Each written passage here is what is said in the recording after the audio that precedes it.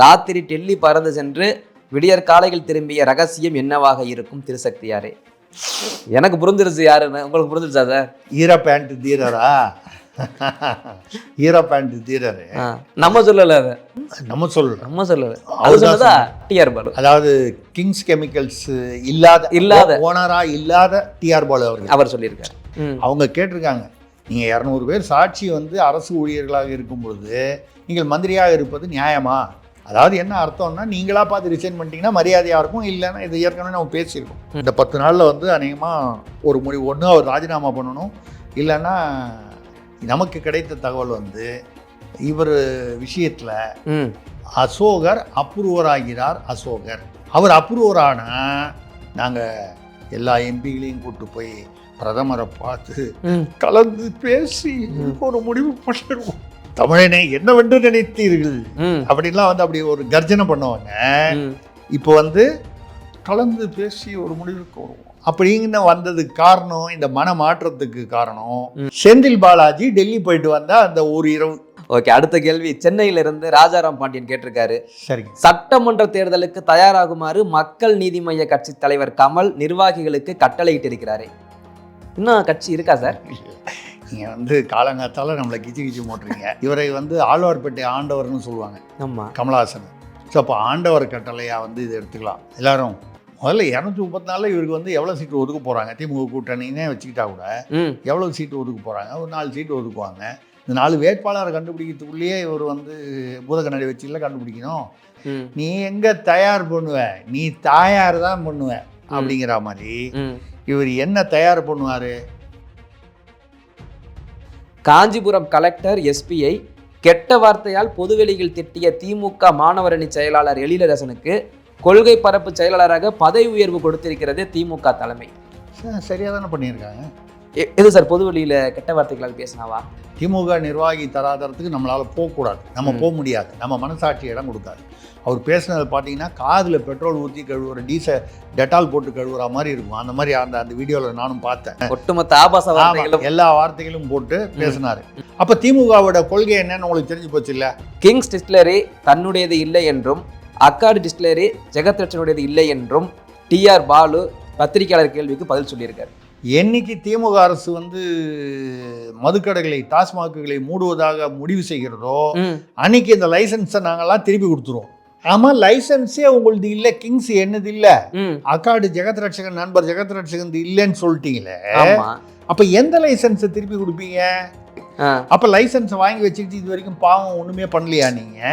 அது என்ன லைசன்ஸு? இதெல்லாம் அவங்களுக்கு இல்லைன்ட்டாங்க. சரி, அப்ப யாரோட இல்லைங்க, நம்ம அதை பத்தி நமக்கு என்ன கவலை? கிங்ஸ் நீங்க எடுத்துங்க, கிங்ஸ் நான் வச்சுக்கிறேன், அக்காடு நான் வச்சுக்கிறேன். அக்காடு நான் வச்சுக்கிறேன் சார். அதுல வருமானம் அதிகமா இருக்காங்க. அல்ல, அதுதான் எனக்கு ஆசை. அது எங்க தெருவில் இருக்காருங்க. இப்போ அதனால அதுக்கு ஒரு மரியாதை, அந்த தெருவுக்கு ஒரு மரியாதை வேண்டாமா? ரெண்டாவது நானும் சீனியர் சிட்டிசனுக்கு ஒரு சலுகை வேண்டாமா? ஆனாலும் கிங்ஸ் நீங்க வச்சுங்க, அக்காடை நீங்க வச்சுங்க. இவங்க நாளைக்கு யாராச்சும் கேட்டாங்கன்னா என்ன பதில் சொல்லுவா? நீங்க சொல்லிட்டீங்க அன்னைக்கு டிஆர் பாலு சார் கேளுங்க, அவ்வளவுதான். ரைட், முடிஞ்சு போச்சு. மருமகன்னா மருமகனும் மகன் தானே, ஆனாலும் மருமகனை விட்டு கொடுக்க கூடாது அப்படின்றதுனால இப்போ அவர் வேற எதனால இது அதிகமாச்சு அப்படின்னு சொன்னால், நான் ஒரு தனிப்பட்ட நபராக இருந்து ஆப்ரேட் பண்ணும்போது தானே எனக்கு சிக்கல்கள், என்ன 6 மணி நேரம் உட்கார வச்சு விசாரிக்கிறாங்க, போறாங்க வராங்க. நான் ஒரு எம்எல்ஏவாவோ எம்பியாவோ ஒரு அந்த மாதிரி ஒரு பதவியில் இருந்தால்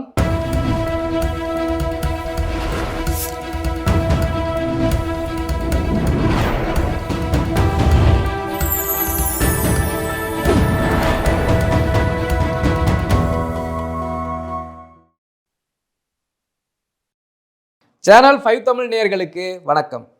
திருசக்தியாரின் கேள்வி பதில் நிகழ்ச்சியில் உங்களை சந்திப்பதில் மகிழ்ச்சி அடைகிறேன். கேள்வி பதிலுக்கு திருசக்தியார் அவர்கள் தயாராக இருக்கிறார். வாங்கள் நேயர்களுடைய கேள்விகளை அவரிடம் கேட்கலாம். சார் வணக்கம். வணக்கம், கேளுங்க. திருசக்தியாரின் கேள்வி பதிலுக்கு தயாரா இருக்கீங்களா சார்? நம்ம தயார் தான் சார். முதல் கேள்வி, அதாவது ராசிபுரத்திலிருந்து கண்ணன் கேட்டிருக்காரு சார். சரிங்க. அதாவது நித்யானந்தாவின் சீடர்கள் அமேசானிற்கு அருகில் உள்ள பொலிவியாவில் பழங்குடியின மக்களிடமிருந்து $1000 அவருடைய இடங்களை எழுதி வாங்கி இருக்காங்க. இதை பத்தி உங்களுடைய கருத்து என்ன? இன்னைக்கு காலையில் வந்த செய்தி இது. கைலாசான ஒரு நாட்டில் வந்து அவர் அதிபராக இருக்கிறதாக சொல்லிட்டு இருக்காரு. இந்த கைலாசா எங்கே இருக்குன்னு யாராலையும் இது வரைக்கும் கண்டுபிடிக்க முடியல. கூகுள் மேப்ல இல்லையாமே. ஆமாம், இல்லை. ஆனால் அவர் வந்து ஐநா சபையில் அவருடைய நாட்டை சேர்ந்த ஒரு பெண் பிரதிநிதியை வந்து அனுப்பி விட்டாரு. அது ஐநா சபை எப்படி ஏற்றுக்குச்சுன்னு தெரியல. ஒரு ஐநா சபை மீட்டிங்கில் அவருடைய பிரதிநிதி ஒரு சிஷ்யை வந்து அந்த ருத்ராட்ச மணி எல்லாம் கட்டிக்கிட்டு அந்த அம்மா வந்து ஐநா சபை மீட்டிங்கில் உட்கார்ந்துருக்கு. இது எல்லா வீடியோலையும் வந்துச்சு செய்திகளில்.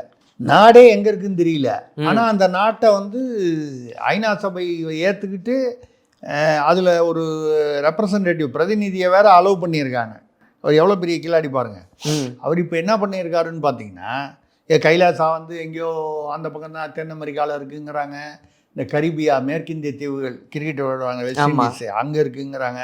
சில பேர் அங்கெல்லாம் இல்லைங்க, நம்ம ஊர்லேயே தான் இருக்குன்றாங்க. திருவண்ணாமலைக்கு அருகில் இருக்கிறதெல்லாம் இருக்குன்னு சொல்கிறாங்க. அவர் சொந்த ஊர் திருவண்ணாமலை தானே, இது ரைட்டு. இதில் கைலாசா அவர் வந்து என்ன பண்ணியிருக்காருன்னா, அங்கே உள்ள கிட்டத்தட்ட மும்பையை போல் 10 மடங்கு மும்பை நகரத்தை விட பெரிய அளவுக்கு பரப்பளவு உள்ள நிலங்கள், பழங்குடி நிலங்கள் பொலிவியான்ற நாட்டில் இருக்குது. அமேசான் காடுகள்ங்கிறது தென் அமெரிக்காவில் பல நாடுகள் அதில் வரும். அந்த அமேசான் அப்படின்னு நம்ம பொதுவாக சொல்கிற காடுகள் ஒரு நாடு இல்லை, பல நாடுகளுக்கு சொந்தமானது. இப்போ காவிரி நதினா ஒரு மாநிலத்தில் மட்டும் இல்லை, பல மாநிலத்தில் பாயுது இல்லை. அந்த மாதிரி அதில் வந்து பொலிவியாவில் போய் பழங்குடிகள்கிட்ட ஏமாற்றி இவளுடைய சீடர்கள் வந்து போய் $1000, நம்ம ஊரில் ஒரு 80-85,000 ரூபா பணத்துக்கு மொத்தம் மும்பையை போல் 10 மடங்கு பெரிய நிலம் அதை எழுதி வாங்கிட்டாங்க. இது கைலாசா நாங்கள் வாங்கிட்டோம்னா இதுக்கப்புறம் உங்களுக்கு ஓகோ போயிருவீங்க, அங்கே போயிருவீங்க அப்படின்னு சொல்லி ஏதோ பில்டப் கொடுத்து பண்ணிட்டாங்க. ஆனால் அவங்களுடைய அந்த பழங்குடி மக்களுக்கு வந்து ஒரு கவுன்சில் மாதிரி ஏதோ இருக்குது. அது ஒரு அமைப்பு வச்சுருக்காங்க. அந்த அமைப்பில் இதை பற்றி வந்து நாங்கள் எங்கள் ஊரில் எங்கள் நிலமெல்லாம் அவருக்கு எழுதி கொடுக்கலான் இருக்கோம். எல்லாம் மொத்தமே $1000 ஒவ்வொருத்தருக்கும் என்ன $50, $20 இப்படி தான், இந்த மாதிரி தான். அவங்களுக்கு டாலர்னாலே அது பெரிய கணக்கு. அப்போது இல்லை இது ஏதோ சரியில்லைன்னு அவங்களுக்கு ஒரு ஒரு ஒரு உள்ளுணர்வு சொல்லி அரசுக்கு ரிப்போர்ட் பண்ணிட்டாங்க, பொலிவியா நாட்டு அரசாங்கத்துக்கு. அவங்க வந்து இதெல்லாம் டுபாகூருன்னு சொல்லி இதெல்லாம் எதுவும் யாரும் கைது போடக்கூடாது, பழங்குடிகளுடைய நிலத்தை அமேசான் காடுகளை வந்து யாருமே விலைக்கு வாங்கக்கூடாது அப்படின்னு அங்கே சட்டம்லாம் இருக்குது. பொலிவியா நாட்டில் மட்டும் இல்லை, அந்த பகுதியில் உள்ள எல்லா நாடுகள்லையும் சட்டம் இருக்குது. ஏன்னா அமேசான் காடுகள்ங்கிறது ஒரு பொதுவான காடுகள், உலகத்தின் வளம் அப்படி. அதனால் அது கூடாதுன்னு சொல்லிட்டு யாரெல்லாம் வந்து அந்த நித்யானந்தாவோட சிஷ்யர்கள் இதில் ஈடுபட்டிருக்காங்களோ அவங்களெல்லாம் கண்டுபிடிச்சி கைது பண்ணி நாடு கடத்திட்டாங்க. அவங்களும் நாடு கடத்திட்டாங்களா? பொலிவியாலேருந்து அவங்க எங்கேருந்து புறப்பட்டு பொலிவியாவுக்குள்ளே வந்தாங்களோ அங்கே அனுப்பிச்சிடுவாங்க. இப்போ உதாரணமாக ஜெர்மனிலேருந்து வந்தாங்கன்னா ஜெர்மனிக்கு அனுப்பிச்சிடுவாங்க, பாரிஸ்லேருந்து வந்தால் பாரிஸில் அனுப்பிச்சிடுவாங்க, எங்கேருந்து வந்தாங்களோ அங்கே அனுப்பிச்சிடுவாங்க. இது நடந்திருக்கு. இன்னைக்கு காலையில் நித்யானந்தாவின் பல திருவிளையாடல்களில் இதுவும் ஒன்று. சரி, நீங்கள் அதெல்லாம் கேட்டீங்க. இங்கே நம்ம தமிழ்நாட்டில் வந்து 5 லட்சம் ஏக்கர் வந்து 5.8 5.6 லட்சம் ஏக்கர் வந்து பஞ்சமி நிலங்களை வந்து பல வருடங்களாக ஆட்டையை போட்டு. நித்யானந்தாவா? நித்யானந்தா இல்லை, இங்கே உள்ள திராவிடானந்தாக்கள். புது நந்தாவா இருக்கு. ஆமாம், ஒரு நித்யானந்தா இல்லை, ஒரு ஆனந்தா இல்லை, இது பல திராவிடானந்தாக்கள். திராவிடானந்தான்னு சொல்லும்போது இங்கேயும் உண்டு அங்கேயும் உண்டு அப்படின்னா உங்களுக்கு புரியும். ரெண்டு பக்கமும் உண்டு. இவங்க பல நூற்றாண்டுகளாக இதை ஆட்டையை போட்டு இன்னி வரைக்கும் இது வந்து யார் வந்து போராட்டம்னு சொல்கிறாங்க. திருமாவளவனோ சீமானோ இல்லை மற்றவர்களோ வந்து அதை பற்றி பேசுகிறாங்க, இல்லைன்னு சொல்லலை. ஆனால் யார் பேசியும் என்ன பண்ணியும் ஒன்றும் நடக்கலையே. இந்த பஞ்சமி நிலங்களில் வந்து முக்கியமான பத்திரிகை அலுவலகம் இருக்குன்றாங்க, முக்கியமான கட்சி அலுவலகம் தலைமையகம் இருக்குன்றாங்க, முக்கியமான உங்களோட பங்களாலாம் இருக்குங்கிறாங்க. என்ன சார் டேபிள் விற்கிற மாதிரி மேல வீட்டில் இருக்கு, ஏத்த வீட்டில் இருக்கு, எல்லாம் இருக்கு. ஆனால் ஒன்றுமே பண்ண முடியல. நீங்கள் பழங்குடி மக்கள்கிட்ட வந்து நித்யானந்தா வாங்க போனாருன்றது நியூஸ் ஆயிடுச்சு. அது எல்லாருக்கும் ஒரு சுவாரஸ்யமான செய்தியாக இருக்குது. ஆனால் 5 லட்சம் ஏக்கர் பஞ்சமி நிலம் சீர்மரபினர் SC ST அவர்களுக்கு அவர்கள் வெள்ளக்காரன் பீரியடில் எழுதி வச்ச அந்த நிலம் இன்றைக்கி அது கை மாறி இப்படிலாம் வந்து இவங்க வந்து ஆட்டையை போட்டாங்க. இது எப்போ நடந்திருக்கு? இது ஒரு சுதந்திரத்துக்கு அப்புறம் தானே. வெள்ளக்காரன் எழுதி வச்சதுன்னா 1947 அப்புறம் தானே நடந்திருக்கு. 70-80 வருஷத்தில் நடந்திருக்கு. அப்போ நித்யானந்தா வந்து ஒரு நித்யானந்தாவை பார்த்து நீங்கள் வந்து ரசிக்கிறத விட நீங்கள் வந்து இங்கே திராவிடானந்தாக்கள் வந்து ஒருத்தரில், அதாவது 2 பக்கமும் இருக்காங்க. அது ஏன்னா தொடர்ந்து நடந்துக்கிட்டு இருக்கு. ஆட்சிகள் மாறும்பொழுது இது நடந்துக்கிட்டு இருக்கு. இந்த பக்கத்துலேயும் இவங்களும் பங்களா வச்சு கட்டியிருக்காங்க பஞ்சமி நிலத்தில். இவங்களும் வந்து ஆலயங்கள் கட்டி, அது ஆலயங்கள்னா அலுவலகங்கள் கட்டியிருக்காங்க. ஸோ நீங்கள் ஒரு நித்யானந்தாவை பற்றி பேசாதீங்க. தமிழ்நாட்டில் 100 நித்யானந்தாவுக்கு சமமானவர்கள் இங்கே இருக்கிறார்கள். கேள்விக்கு போவேன். ஓகே சார், நித்யானந்தா ஆரம்பிச்சு திராவிடானந்தா முடிச்சிட்டீங்க. ஆமாம். ஓகே, அடுத்த கேள்வி சென்னையிலிருந்து ராஜாராம் பாண்டியன் கேட்டிருக்காரு. சரிங்க. சட்டமன்ற தேர்தலுக்கு தயாராகுமாறு மக்கள் நீதி மய்ய கட்சி தலைவர் கமல் நிர்வாகிகளுக்கு கட்டளையிட்டு இருக்கிறாரு. இன்னும் கட்சி இருக்கா சார்? நீங்கள் வந்து காலங்காத்தால நம்மளை கிச்சு மூட்டுறீங்க. ராஜாராம் பாண்டியன் மூட்டுறாரு. ஆமாம் சார், தான் சொல்லணும். சட்டமன்ற தேர்தலுக்கு வந்து தயாராகுங்கள்னு, போருக்கு தயாராகுங்கள்ன்ற மாதிரி. இதை தான் வந்து ஆண்டவன் கட்டளைன்னு சிவாஜி படம் ஒன்று வந்து, சிவாஜி கணேச படம் ஆண்டவன் கட்டளை. ஏன்னா வந்து இவரை வந்து ஆழ்வார்பேட்டை ஆண்டவர்னு சொல்லுவாங்க. ஆமாம், கமலஹாசனை. ஸோ அப்போ ஆண்டவர் கட்டளையாக வந்து இதை எடுத்துக்கலாம் எல்லாரும். சட்டமன்ற தேர்தல் ஏன்னா 234 தொகுதியிலையும் அவர் வந்து மக்கள் நீதி மையத்திலேருந்து வேட்பாளர் கண்டுபிடிச்சி இவர் நிறுத்திட போகிற மாதிரி. முதல்ல 234 இவருக்கு வந்து எவ்வளோ சீட்டு ஒதுக்க போகிறாங்க, திமுக கூட்டணின்னே வச்சுக்கிட்டா கூட எவ்வளோ சீட்டு ஒதுக்க போகிறாங்க, ஒரு 4 சீட்டு ஒதுக்குவாங்க. இந்த 4 வேட்பாளரை கண்டுபிடிக்கிறதுக்குள்ளேயே இவர் வந்து பூதக்கண்ணாடி வச்சுல கண்டுபிடிக்கணும். நம்பி வந்து பணம் கட்டி வந்து யார் பண்ண போகிறான்னு இதை வந்து இது ஒரே வார்த்தையில் சொல்லி முடிச்சிருவோம் நம்ம. இதே ஒரு அவர் பொழுதுபோக்குகிறார். மக்களுக்கும் இதை வந்து படித்து பார்க்கும்போது சந்தோஷமாக எவ்வளோ கமலஹாசன் வந்து நகைச்சுவையாக நடித்திருக்கிறார், உருக்கமாகவும் நடித்திருக்கிறார், ஆக்ரோஷமாக நடித்திருக்கிறார். நடிப்பில் வந்து அவர் வந்து பெரிய கலைஞர். ஆனால் அரசியலில் பூரா இந்த ஆக்ரோஷம்லாம் முதல்ல ஆரம்பிக்கும் போது இருந்துச்சே தவிர அதுக்கப்புறம் ஃபுல்லாக காமெடி நடிகராகவே இருக்கிறார். அவர் காமெடியாகவே பண்ணிக்கிட்டு இருக்காரு. அதில் ஒரு காமெடி தான் வி.கே. ராமசாமி, பழைய காமெடி நடிகர். அவர் வந்து ஒரு படத்தில் சொல்லுவார், ஒரு பையனை பார்த்து சொல்லுவார், என்னடா பரீட்சைக்கு படிக்கிறியா, என்ன கழுத பரீட்சைக்கு படிக்கிறியா, தயார் பண்ணிக்கிட்டு இருக்கேன்பாங்க. நீ எங்கே தயார் பண்ணுவ, நீ தாயார் தான் பண்ணுவ. ஏன்னா அவன் வந்து ஊரை சுற்றிக்கிட்டு கொஞ்சம் இதுவாக இருப்பான். அந்த அந்த அந்த ஏஜுக்கு அந்த வயசுக்கு தகுந்த மாதிரி ஊரை சுற்றிக்கிட்டு தண்ணி அடிச்சுக்கிட்டு ஃப்ரெண்ட்ஸோட பொம்பளைன்னு சுற்றிக்கிட்டு பொம்பளைங்க பின்னால் கேர்ள்ஸ் பின்னால் அந்த மாதிரி. நீ எங்கே தயார் பண்ணுவ, நீ தாயார் தான் பண்ணுவ அப்படிங்கிற மாதிரி இவர் என்ன தயார் பண்ணுவார் அதோட நிறுத்திக்குவோம் நம்ம. ஓகே சார், அடுத்த கேள்வி மேட்டூர்லேருந்து வேலுச்சாமி கேட்டிருக்காரு.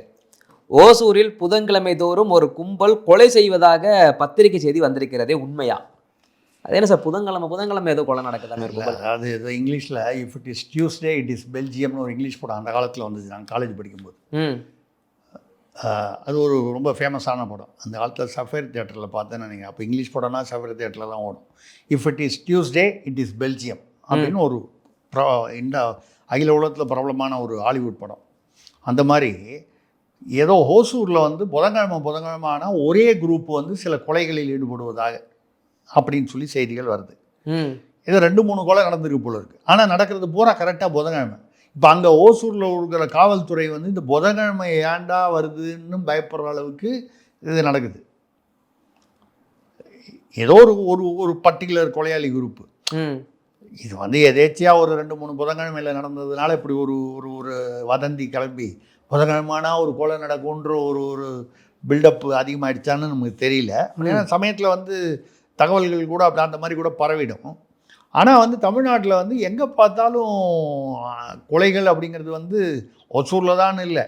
நீங்கள் இப்போ பார்த்தீங்கன்னா திருத்தணியில் ஒரு கொலை, காரைக்குடியில், அது மட்டும் இல்லாமல் காரைக்குடியில் அந்த பையன் மனோஜன் ஒரு ரவுடியாக என்னமோ 19 வயசு பையன் ரவுடி, 19 வயசில் ரவுடி. அது வந்து அது எப்படி சார் 19 வயசில் ரவுடி ஆகுறானுங்க? 16 வயசில் ஆகும்போது 14 வயசில் ஆகும்போது 19 வயசில் ஆகலாமே. 13 வயசு பையன் அருவாள் எடுத்து வெட்டுறான்னா 19 வயசில் அவன் ஆல்ரெடி வந்து எக்ஸ்பீரியன்ஸ் ஆகிட்டான்னு அர்த்தம். அந்த மாதிரி எடுக்கும்போது இப்போ நம்ம காவல்துறை வந்து விரைந்து நடவடிக்கை எடுத்திருக்காங்க. காவல்துறையை நம்ம வந்து பாராட்டியே ஆகணும். எப்படி?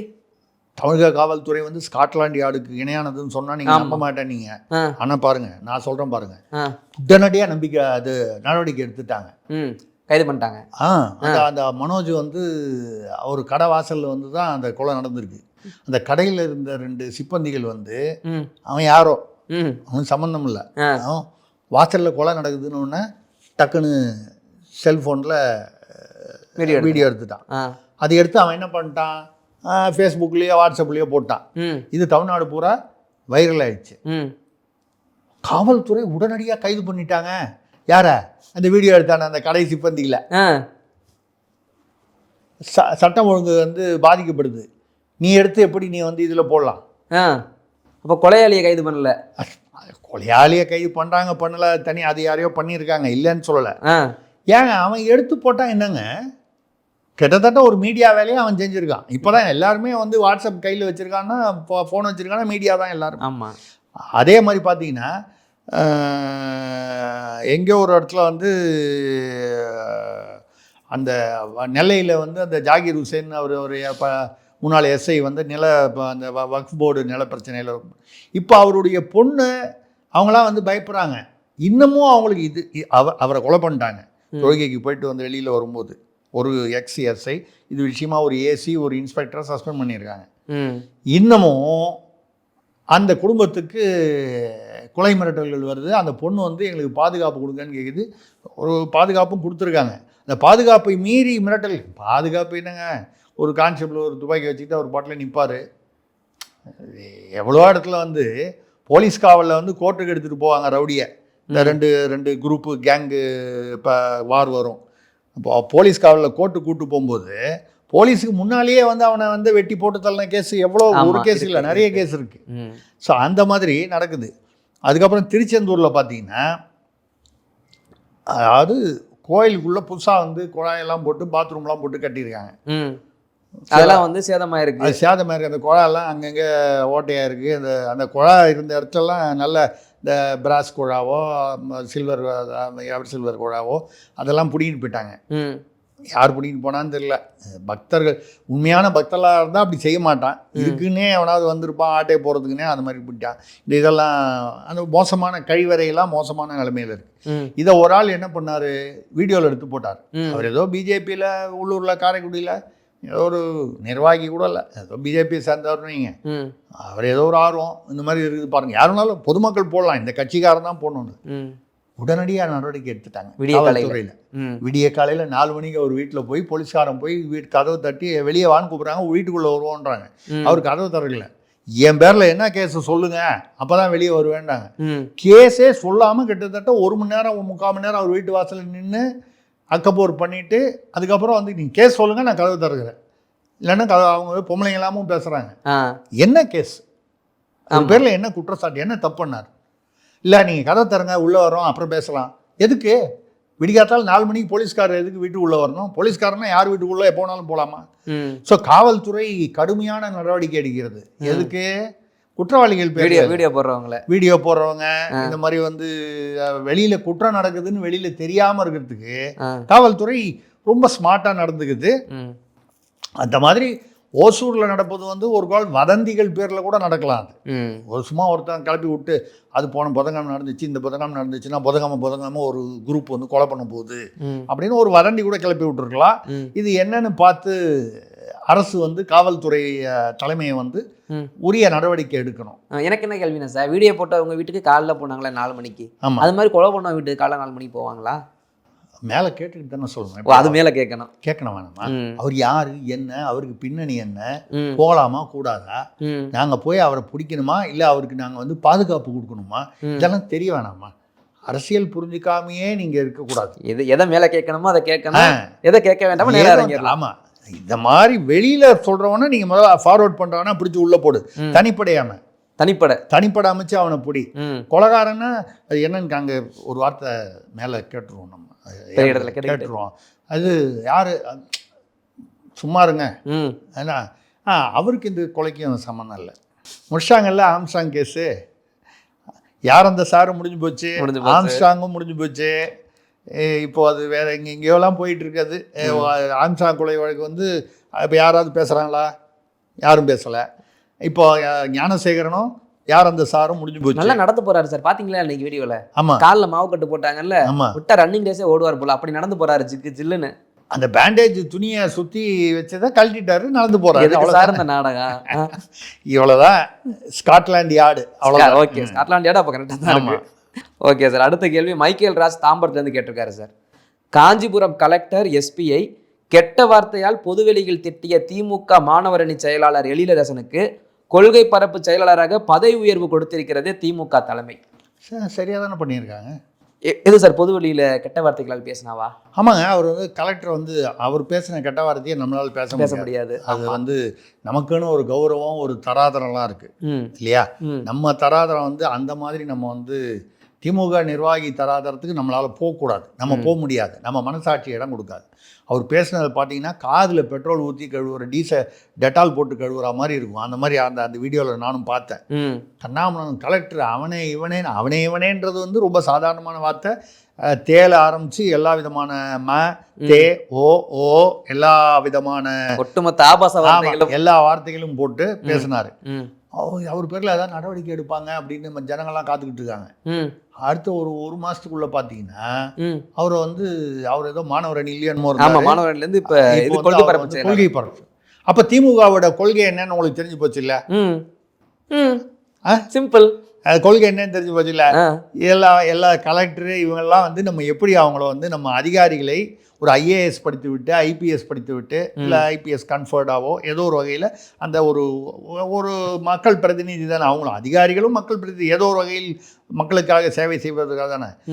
அவன் ஊழல் மீதவனாக இருக்கலாம், நேர்மையானவனாக இருக்கலாம், அந்த பதவிக்கு மரியாதை இல்லை, அந்த பதவிக்கு ஒரு மரியாதை இருக்கு. அவனை இவனேன்னா அப்புறம் ஜனங்க எப்படி மதிப்பாங்க? இப்போ ஒரு கலெக்டர் ஆஃபீஸுக்குள்ளே போனோன்னா கலெக்டர் வந்துட்டார், கலெக்டர் இல்லை என் பார்க்க முடியாதுங்க, நீங்கள் முன்னால் ஃபிக்ஸ் பண்ண ஒரு வரைமுறைகள், ஒரு புரோட்டோகால்லாம் இருக்குது, ஒரு மரியாதை இருக்குது. ஆட்சியர் வந்து அங்கே வந்து அது என்னன்னு பார்க்குறாரு, இப்போ ஏதாவது ஒன்று அங்கே நடக்கலைன்னா உயர்நீதிமன்றம் வந்து ஆட்சியர் பல் சொல்லுன்னு ஸோ இதுக்கு ஒரு பொறுப்புகள், ஒரு இதெல்லாம் இருக்குது. நீங்கள் அவனே இந்த கடை தே எல்லாம் போட்டு நீங்கள் வந்து கண்ணாமண்ணான்னு பேசுனீங்கன்னா சுற்றி எல்லாரையும் வச்சுக்கிட்டு மற்றவங்களாம் எப்படி மதிப்பான்? ஸோ அதிகாரிகளை வந்து நீங்கள் அது காவல்துறையோ இல்லை அரசு அதிகாரிகளோ இவங்க எல்லாரையும் வந்து உங்கள் வீட்டு வேலைக்காரனாக தான் நீங்கள் வந்து ட்ரீட் பண்ணுறீங்க. இதுதான் திமுகவோட மக்கள் சேவார்கள் இல்லை, அவங்க இந்த மாதிரி கட்சிக்காரங்க ஆளுங்கட்சி சேவார்கள், மேலெடுத்து சேவை தான். மக்கள் சேவைலாம் கிடையாது. மக்களுக்கு அதுக்கு சம்மந்தம் இல்லை. அவங்க மக்களுக்கு வந்து ஏதாவது சாகு பண்ணிட்டாங்கன்னா உடனே அவங்கள வேற எங்கேயா மாற்றிடுவாங்க. ஏன் சார் இந்த எஸ்பிஐயும் கலெக்டரையும் இப்போ நீங்களும் நானும் பேசியிருந்தா என்ன ஆகும் நிலைமை? இப்போ நீங்களும் நானும் அப்படி பேசியிருந்தோம்னா, பேச மாட்டான், அப்படி பேசியிருந்தா என்ன ஆயிருக்கு நிலைமை? அன்னைக்கு சாயந்தரமே அரெஸ்ட் பண்ணியிருப்பாங்க, கையில் காலில் கட்டு. ஆமா, கையில் திமுக இருந்து பேசினோம்னா திமுக ஆட்களுக்கு என்ன வேணாலும் பேசலாம். நீங்க சிவாஜி கிருஷ்ணமூர்த்தி மேடையில் பேசுறதெல்லாம் நம்மளே தான் பேசியிருக்கோம் ஏற்கனவே, முன்னால் ஒரு எபிசோடில் கூட பேசணும். நான் பார்த்தாலே புள்ள பிறக்குன்னு பேசினாரு. நீங்கள் வந்து கரெக்டாக தான் போட்டிருக்காங்க, கொள்கை பரப்பு செயலாளர். இதை விட சிறப்பாக வந்து அவங்களுக்கு சொல்ல வேண்டியது சொல்லிட்டாங்க, மக்கள் தான் புரிஞ்சுக்க அவ்வளோதான். ஓகே சார், அடுத்த கேள்வி அபு தாகிர் ஆம்பூர்லேருந்து கேட்டிருக்காரு சார். கிங்ஸ் டிஸ்டிலரி தன்னுடையது இல்லை என்றும் அக்காடு டிஸ்டிலரி ஜெகத்ரட்சனுடையது இல்லை என்றும் டிஆர் பாலு பத்திரிகையாளர் கேள்விக்கு பதில் சொல்லியிருக்காரு. கிங்ஸ் டிஸ்டிலரி, அதுக்கப்புறம் கிங்ஸ் கெமிக்கல்ஸ் கம்பெனி இதெல்லாம் இருக்கு தஞ்சாவூர் பக்கத்தில் மாவட்டத்தில். சரி, அது டிஆர் பாலு அந்த வீடியோ பார்த்தேன். அது என்னுடைய வந்து பத்திரிகைகள்லாம் சொல்கிறாங்க. அதே மாதிரி அக்காடு வந்து ஜெகத்ரட்சகன், ஆமாம், அக்காடு டிஸ்டிலரிஸ் மட்டும் இல்லை, அக்காடு ஹோட்டல்லாம் இருக்குது. அங்கே போய் பார்த்தீங்கன்னா கீழே அக்காடு ஹோட்டலில் ஜெகத்ரட்சகன் டெய்லி வராரு, சாயந்தரம் அவருடைய முதலாளின்ற ரூமில் உட்கார்றாரு. அதெல்லாம் வந்து அவங்களது இல்லையா? அப்போ யாரோட தான் சார் இருக்கான் கேளுங்க அப்படின்னு சொன்னார்ல. அப்போ நம்ம உடனே ஜனங்க புரிஞ்சுப்பாங்க, சரி அவங்க பேரில் வைக்கல, அது வழக்கமான ஏதோ பினாமி சுனாமின்னு ஏதோ பேரில் வச்சுருப்பாங்க, தைரியமாக சொல்கிறாரு. ஆனால் அடுத்த வார்த்தையில் தான் அவருக்கு வயசாகிடுச்சு, கொஞ்சம் தடுமாற்றமாக இருக்குன்றது புரியுது டிஆர் பாலு. ஏன்னா வயசாகிடுச்சு, நம்மளும் வயசுக்கு மரியாதை கொடுக்கணும்ல. அடுத்தது என்ன சொல்கிறாரு, என்னைக்கு திமுக அரசு வந்து மதுக்கடைகளை டாஸ்மாக்குகளை மூடுவதாக முடிவு செய்கிறதோ அன்னைக்கு இந்த லைசன்ஸை நாங்கள்லாம் திருப்பி கொடுத்துருவோம். ஆமாம், லைசன்ஸே உங்களது இல்லை, கிங்ஸ் என்னது இல்லை, அக்காடு ஜெகத்ரட்சகன் நண்பர் ஜெகத்ரட்சகன் இல்லைன்னு சொல்லிட்டீங்களே, அப்போ எந்த லைசன்ஸை திருப்பி கொடுப்பீங்க? முதல் வரியில் சொல்கிறதுக்கும் ரெண்டாவது வரியில் சொல்கிறதுக்கும் சம்மந்தமே இல்லை, முன்னுக்கு பின் முரண்பாடாக இருக்குது. அப்போ லைசன்ஸை வாங்கி வச்சுக்கிட்டு இது வரைக்கும் பாவம் ஒன்றுமே பண்ணலையா நீங்கள்? அது என்ன லைசன்ஸு? அப்போ இதை யார் நடத்துகிறா? கிங்ஸு. இது அக்காடை யார் நடத்துகிறா? இதே மாதிரி ஒன்றும் திமுக சார்ந்தவர்கள் நடத்துறது ஒரு நிறைய பேர் இருக்குது. பானூர் டிஸ்டிலரி இருக்குது. ஆமாம், இது எங்களுது இல்லைன்னு. இப்போ நான் என்ன சொல்கிறேன், அவர் வயசு கொஞ்சம் வயது காரணமாக உடல்நிலை காரணமாக ம். முன்னுக்கு பின் முரணாக பேசிவிட்டார். ம் அவர் என்ன சொல்றாரு, என் பேர்ல இல்லைங்கிறாரு. ம் ஆமா என் பேர்ல இல்லைன்னா என்ன அர்த்தம், என்ன சார்ந்தவங்க பேர்ல இருந்தா கூட என் பேர்ல இல்லைன்னு சொல்றா டெக்னிக்கலா கரெக்டா இருக்கலாம்னு வச்சுங்க. ம் இப்போ மொத்தம் அவரது இல்லை, கிங்ஸ் அவரது இல்லை. நான் என்ன சொல்றேன், அரவிந்த் ம் அவரது இல்லைன்ட்டாரு, ஆமா அக்காடும் அவரது இல்லைன்ட்டாரு. ஆமா அக்காடு ஜெகதரட்சகன் அது டிஸ்டிலரிஸ் மட்டும் இல்லை, ஹோட்டல் வச்சிருக்காரு. புதுசாக இப்போ வந்து மகாபலிபுரத்துக்கிட்ட ஒரு 7 ஸ்டார் ஹோட்டல் வேற ஆரம்பிச்சிருக்காரு. நிறைய அந்த மாதிரி காலேஜ், மெடிக்கல் காலேஜ், ம் சவீதா, அது இது எல்லாம் ஒட்டுமொத்த தொழிலும் அவர் கையில இருக்குன்னு சொல்றாங்களே. இருக்கு. ஆ இதெல்லாம் அவங்களுக்கு இல்லைன்ட்டாங்க. சரி, அப்ப யாரோடது? இல்லைங்க, நம்ம அதை பற்றி நமக்கு என்ன கவலை. ம் கிங்ஸ் நீங்கள் எடுத்துங்க, கிங்ஸ் நான் வச்சுக்கிறேன். நீங்கள் வச்சுங்க. ஆ அக்காடு நான் வச்சுக்கிறேன். இல்லை சார், அக்காடை நான் வச்சுக்கிறேன் சார். அதில் வருமானம் கொஞ்சம் அதிகமாக இருக்காமே. அல்ல, அதில் தான் எனக்கு ஆசை. அவர் எங்கள் தெருவில் இருக்காருங்க.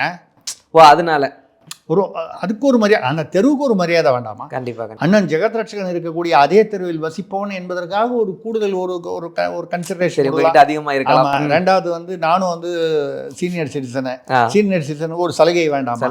ஆனாலும் வந்து கிங்ஸ் நீங்க வச்சுங்க, அக்காடை நீங்க வச்சுங்க. இவங்க எல்லாம் நாளைக்கு யாராச்சும் வந்து கேட்டாங்கன்னா என்ன பதில் சொல்லுவா? நீங்க சொல்லிட்டீங்க அன்னைக்கு, டிஆர் பாலு சார் கேளுங்க, அவ்வளவுதான். ரைட், முடிஞ்சு போச்சு. Okay sir. இல்லை இந்த கேள்வி கேட்ட அபுதாகிருக்கு எதுவும் பங்கு எதுவும் கொடுக்கணுமா? எதுக்கு? அக்காலையும் கிங்ஸ்லையும் இந்த கேள்வி கேட்டிருக்காரு. அவரை கொள்கை பரப்பு செயலாளர். சரி, ரைட்டு சார், சூப்பர். அடுத்த கேள்வி கடலூர்ல இருந்து குபேந்திரன் கேட்டிருக்காரு சார். டில்லி உயர்நீதிமன்ற நீதிபதி வீட்டில் பல கோடி ரூபாய் பணம் சாக்கு மூட்டையுடன் தீ விபத்தில் எரிந்து கிடக்கும் வீடியோ பார்த்தீர்களா? வீடியோ பார்த்ததில்ல, அது உள்ள செய்திகள் விவரங்கள் எல்லாம் பார்த்துட்டேன். அதாவது ரொம்ப வேதனையாக இருக்குது. அவர் என்ன சொல்கிறாரு, யாரோ கொண்டு வந்து அங்கே வச்சுட்டாங்க, எனக்கு தெரியாது, அந்த பணத்துக்கு எனக்கு சம்மந்தம் இல்லைன்னு அந்த நீதிபதி சொல்கிறார். இவர் யாருன்னு பார்த்தீங்கன்னா 2023 இந்த அரவிந்த் வர்மான்ற நீதிபதி வந்து சிபு சோரன், இந்த இதில் ஜார்க்கண்டில் வந்து இப்போது ஹேமந்த் சோரன் முதலமைச்சராக இருந்து இப்போது ஆட்சி மாறிடுச்சு. அந்த ஹேமந்த் சோரனுக்கால அப்பா சிபு சோரன், அப்போ ஒரு கால பழங்குடி சேர்ந்தவர். அவர் ஒரு ஜார்க்கண்ட் மோர்ச்சான்னு ஒரு கட்சி, அந்த கட்சி இன்னும் இருக்குது. சிபு சோரன் இப்போ இல்லை. அந்த சிபு இல்லையா இல்லை ரொம்ப வயதாகி ஆக்டிவாக இல்லை தெரியல. அவர் வந்து ஊழலில் வந்து ஊழல் மகாபிரபு. ஊழல் மகாபிரபுன்னு சொன்னால் உங்களுக்கு புரியும். நம்ம ஊர் திராவிடானந்த மாதிரி. ஆமாம், அந்த திராவிடத்துக்கு ஈக்குவலாக அங்கே வந்து சொல்லக்கூடிய அளவுக்கு அத்தனையும் பழங்குடியினத்தை சேர்ந்தவர். அதெல்லாம் வந்து கரெக்டாக டெக்னிக்கெலாம் கற்றுக்கிட்டு அவர் பண்ணிட்டார். அவர் வந்து பார்த்தீங்கன்னா அவர் பேரில் உள்ள ஊழல் வழக்குகள்லேருந்து அவரை வந்து 2023 விடுதலை பண்ணது யார்? இந்த அரவிந்த் வர்மா, இந்த நீதிபதி. இப்போ நம்ம சொல்கிறது வந்து இது ஞாபகத்துக்கு வருது, அரவிந்த் வர்மான்னு. ஓ அவர் தான் அவர் அப்படின்னு. அது வந்து அவர் பணம் வாங்கிட்டு விடுதலை பண்ணாரா இல்லையான்ற கருத்துக்குள்ளே போல நம்ம நீதிபதிகளை வந்து விமர்சனம் செய்யும்பொழுது நம்ம அது வந்து நீ அந்த தீர்ப்பை விமர்சனம் செய்யலாமை தவிர நீதிபதியை விமர்சனம் செய்யக்கூடாதுன்னு ஒரு ஒரு ஒரு கட்டுப்பாடு, ஒரு இது இருக்குது, புரோட்டோகால். ஆனால் ஒரு நீதிபதி வீட்டில் கட்டுக்கட்டாக கிட்டத்தட்ட 50 கோடிங்கிறாங்க சாக்கு மூட்டைகள். அவுட் ஹவுஸில் பணம் எப்படி வந்துச்சுன்னு இவருக்கு தெரியாதுங்கிறாங்க. இவர் வீட்டுக்குள்ளே இருக்கிற அவுட் ஹவுஸில் இவருக்கு தெரியாமல், அதுவும் நீதிபதி வீட்டுனா பாதுகாப்பு இருக்கும், போலீஸ் பாதுகாப்பு நேரமும் 24 மணி நேரம், சிசிடிவிலாம் இருக்கும். இதெல்லாம் தாண்டி யாரோ ஒருத்தன் இவரை வந்து மாட்டி விடணுன்றதுக்காக கொண்டு போய் அங்கே வச்சுட்டான்னு சொல்கிறது வந்து இந்த சிந்துபாத் கன்னித்தீவு கதையை விட மோசமாக இருக்குது. சிந்துபாத் கன்னித்தீவுன்னு ஒரு கதை வரும் பாருங்க வருஷக்கணக்கில், அதை விட கற்பனை வளம் அதிகமாக இருக்கிறது. இது ஒன்று, இதை வந்து விசாரிக்கணும். ரெண்டாவது, இது ஒரு இதுதான், ஒரு முனை தான். ஏதோ இந்த ஒரு நீதிபதி தான் அப்படி இருக்காரு, அதுக்காக வந்து நேர்மையான நீதிபதிகளே இல்லை அப்படின்னு நம்ம சொல்லலை, அப்படியும் இருக்காங்க. ஆனால் நீதித்துறையும் அரசியல்வாதிகளுக்கு இணையாக, ஏங்க நீங்கள் வந்து பார்த்தீங்கன்னா நீதிபதிகளாக யார் வராங்க? ஒரு குறிப்பிட்ட கட்சியிலேருந்து சிபாரிசு செய்பவர்கள் வருகிறார்கள், எந்த கட்சியாக இருந்தாலும் சரி.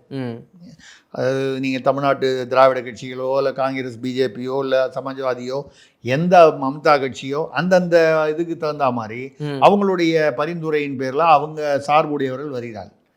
அவங்க எப்படி இருப்பாங்க?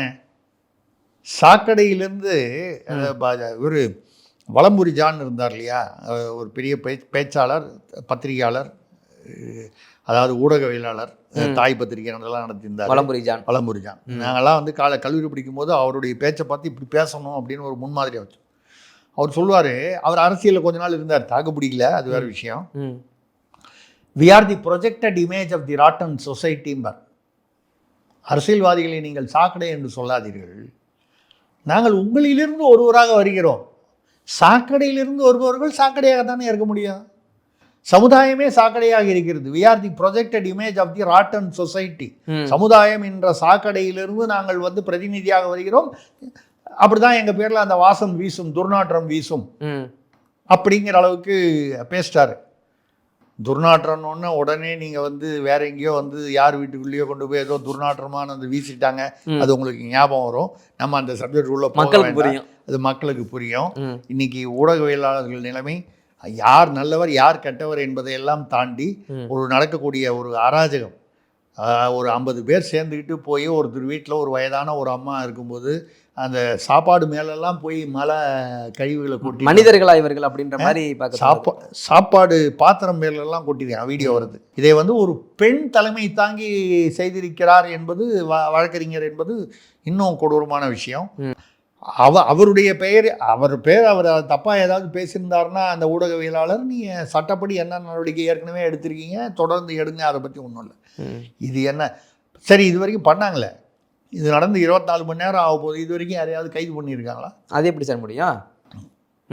எதுக்காக சொல்கிறேன்னால், துர்நாற்றம் என்றோன்னா துர்நாற்றம் வந்து இங்கே தான் வீசணும்னு இல்லை, தமிழ்நாட்டில் என்றைக்கும் வீசிட்டு தான் இருக்குது. அதனால் வந்து ரைட்டு, நம்ம வந்து துர்நாற்றத்திலிருந்து அடுத்த கேள்விக்கு போயிடுவோம். ஓகே சார், அடுத்து ராசாத்தி முருகபாண்டியன் கோயம்புத்தூர்லேருந்து கேட்டிருக்காங்க சார். ராத்திரி டெல்லி பறந்து சென்று அவங்க ஒரு நிமிஷம் நீதிபதியை பற்றி கேட்டிருந்தாங்க. ஆமா, குபேந்திர. அதை நம்ம வந்து அது முடிக்கும் பொழுது நம்ம அதுக்குள்ள வேற எங்கேயோ வந்துட்டோம், துர்நாற்றத்துக்கு வந்துட்டோம். நான் வந்து துர்நாற்றத்துக்கு வந்துட்டோம். துர்நாற்றம் வந்து எல்லா துறைகளிலும் அரசியல், அரசு, நிர்வாகம் எல்லா துறைகளிலும் இருக்க மாதிரி நீதித்துறையிலும் துர்நாற்றம் வீசுகிறது என்பது ஒத்துக்கொள்ள வேண்டிய விஷயம். இதை நீதித்துறை, ஏன்னா கடைசியா நம்ம வந்து நம்புறது நீதித்துறை தான், கடைசி தூண். அந்த தூணு தான். வேற எங்கேயும் நமக்கு நீதி கிடைக்கலன்னா அங்கே கிடைக்கும்னு போகிறோம். அங்கேயே இப்படி இருந்துச்சுன்னா காஞ்சு போன நதியெல்லாம் வத்தாத நதியை பார்த்து ஆறுதல் அடையும். அந்த நதியே காஞ்சு போயிட்டா அப்படிங்கிற நிலைமையில இருக்கும். இது வந்து நீதி தேவன் மயக்கம்னு சொல்லணுமா அப்படின்னா அது மயக்கம்னு வச்சுக்கிட்டா கூட எத்தனையோ நேர்மையான நீதிபதிகள் இருக்கிறார்கள், அவர்களை நாம் மதிக்கிறோம். அதை தாண்டி நாம் சொல்வது என்னன்னா, நீதி தேவன் மயக்கம் போல தெரிகிறது. ஏன்னா இது வந்து நடந்ததெல்லாம் பார்த்தீங்கன்னா, நடந்து 6 நாளைக்கு வந்து உச்சநீதிமன்ற கொலிஜியம் வந்து இதை பற்றி பேசவே இல்லை. இதுவே ஒருத்தர் யாரோ அந்த அந்த அந்த அந்த மூட்டையில் எரிஞ்சு போன அந்த ரூபா நோட்டு அது ஆட்டோமேட்டிக்காக போலீஸுடைய கஸ்டடியில் போயிருக்கணுமே. காவல்துறை, தீயணைப்புத்துறை வந்து பண்ணுது, காவல்துறை வருது. காவல்துறை ஒரு தீ விபத்து ஏற்பட்டாலே வந்து எஃப்ஐஆர் போடுவாங்கல்ல. ஆமாம், அது விபத்தாக இருந்தால் கூட அது விசாரணைக்காக ஒரு எஃப்ஐஆர் போடுவாங்க. அப்போ அங்கே ரூபாய் எரிஞ்சிருந்தாலும் சரி, பொருட்கள் எரிஞ்சிருந்தாலும் சரி, அதெல்லாம் வந்து அந்த காவல்துறையுடைய கஸ்டடியில் இருக்கும். அது பின்னால் கோர்ட்டில் வந்து சாட்சியாக வர அளவுக்கு அது இருக்கணும். 6 நாட்களுக்கு வந்து காவல்துறை வாயை பொத்திட்டு எப்படி இருந்தது? யார் அழுத்தம் கொடுத்தார்கள்? மறுநாளே வந்து உயர்நீதிமன்ற தலைமை நீதிபதி வந்து டெல்லியிலிருந்து கொலிஜியம் உச்ச நீதிமன்றத்துக்கு வந்து தெரிவிச்சிட்டாரு இப்படி நடந்திருக்குன்னு. 6 நாட்கள் இதை பற்றி பேசவே இல்லையே. அப்போது இதை அழுத்துவதற்கு, மக்களிடமிருந்து மறைப்பதற்கு முயற்சிகள் நடந்தனவா? எந்த உயரத்தில் அந்த நிகழ்ச்சிகள் நடந்தன? அப்படி நடந்தன என்பது வந்து நிரூபணமாச்சினால் இந்த நாட்டை வந்து அந்த சிவனே வந்தாலும் காப்பாற்ற முடியாது. நீதிதேவன் மயக்கம்னு நம்ம நினச்சிட்டு இருக்கோம், இல்லை நீதிதேவன் கோமாவில் போயிட்டாருன்னு எடுத்துக்கலாம். அடுத்த கேள்வி சார், ராஜாத்தி முருகபாண்டியன் கோயம்புத்தூர்ல இருந்து. ராத்திரி டெல்லி பறந்து சென்று விடியற் காலைகள் திரும்பிய ரகசியம் என்னவாக இருக்கும் திருசக்தியாரே? எனக்கு புரிஞ்சிருச்சு யாருன்னு, உங்களுக்கு புரிஞ்சிருச்சா சார்? ஈர பேண்ட் தீரரா?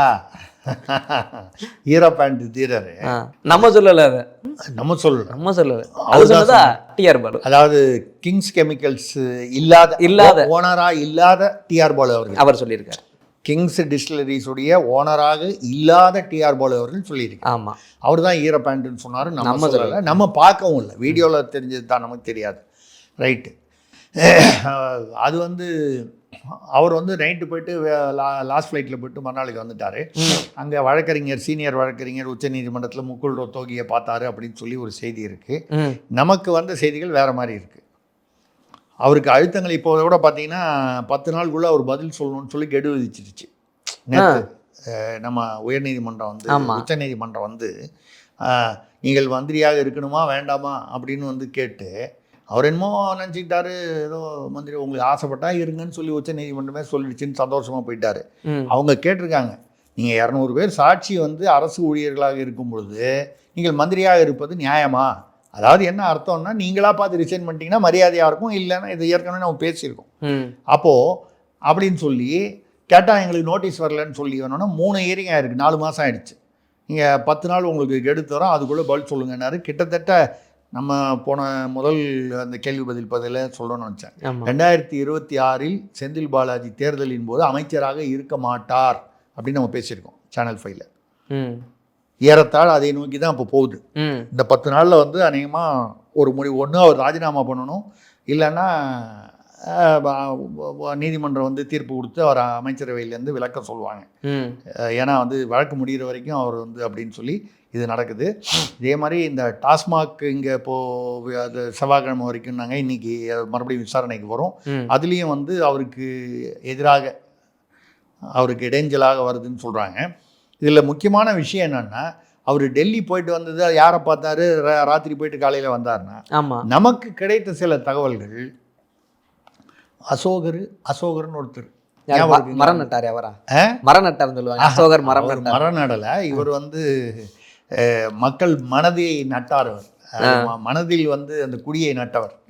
ஒரு நாளைக்கு 1 கோடி பேருக்கு மேலே வந்து 1.5 கோடி பேர் குடிக்கிறதுக்கான ஒரு எவ்வளவோ தியாகங்களை செய்தவரில் அவர் வந்து நாட்டுக்காக அந்த தியாகத்தை செய்தவர் செந்தில் பாலாஜியுடைய தம்பி.